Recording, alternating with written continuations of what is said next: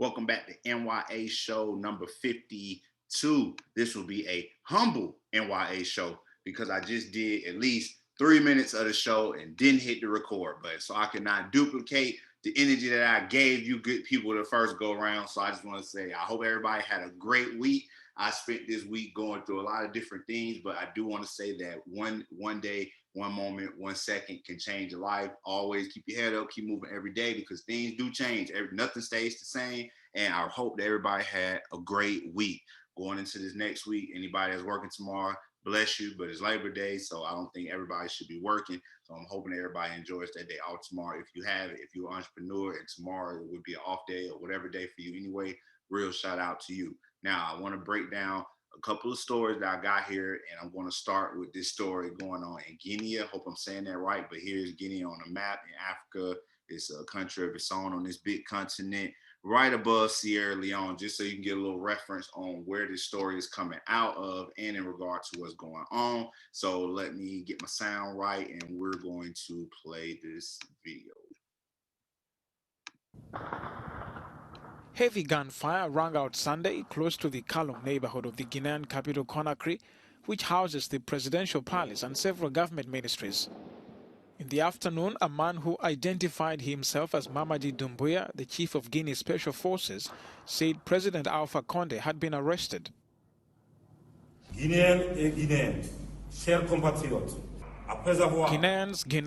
my dear compatriots, after taking the President of the Republic, who is currently with us, we have decided to dissolve the Constitution and to dissolve the institutions and the government.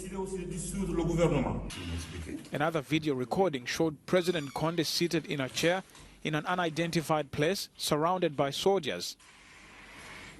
There was no immediate word from the presidency on the status or whereabouts of Conde.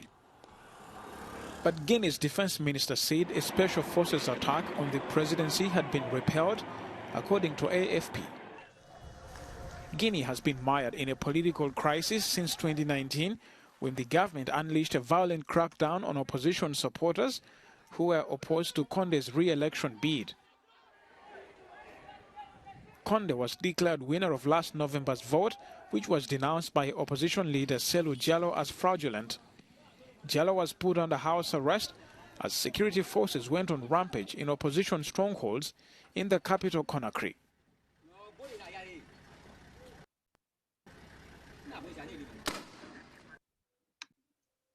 Now, I hear craziness on both ends, to be honest. It sounds like the government came in and made this situation a little bit bigger because they made such a crackdown on the opposition. Like, y'all don't like how we ruling. Y'all don't like that we won this motherfucking election. So we're going to crack down and we're going to bust up on y'all. So now it seems like one of those opposition group has got the president and they holding them hostage for right now. It's amazing in these countries. I guess I would consider this a third world country. You've seen the infrastructure in the video and how you have to remember the United States wasn't all 50 or whatever, 51 states or whatever united. It was not always like that. It became, colonies, and we just had the East Coast for one moment, and everybody, people were leaving the Union. People had to agree to we're going to be by this Constitution, agree to all these laws or whatever. But at the same time, we got local and state government that still govern themselves. You can be in Georgia and it's illegal to do X, Y, and Z, but in Arizona it's right.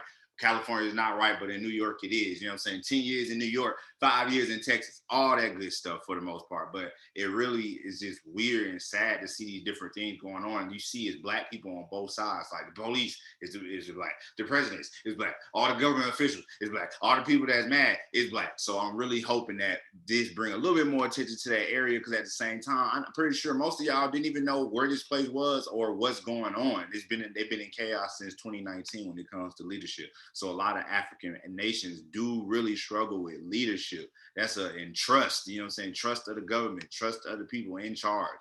We done had that problem since, when everybody was just here, you know what I'm saying? We've had this issue. So take notice of things like that. Also wanted to just put a shine a light on the cops are hunting down this 911 dispatcher in New Orleans who was accused of hanging up on callers without getting their information. Precious Stevens has had a warrant out for her arrest on charges of malfeasance in office and interfering with the emergency communications. Stephens has been fired from her job as a 911 dispatcher with the New Orleans Parish Communications Dispatch last week. She's accused of hanging up on 911 calls without taking down their information or relaying to other dispatchers that they need help. Yo, New Orleans went through a lot last week. I don't know what's going on with this young lady. In the story, they said that in between like the dates of August 20th and 21st, they did like a random check to see what was going on people's lines, and they just couldn't find any notation or any closing the dots on when it came to what was going on with all these different people that was calling the police. And this young lady, I don't want to show her face for that. Y'all can go find this story and see her face, but they got her face all out here too. Ooh, they got her face all out here too when it comes to what happened. But I mean, like you said, Shorty man have been having a bad week. They've been going crazy. People calling, you're at the house, then, things are going on. There's crazy storms. Then somebody calling you about this and that, but at the same time, Shorty, you gotta do your job. They out here looking for you. You still ain't been arrested yet.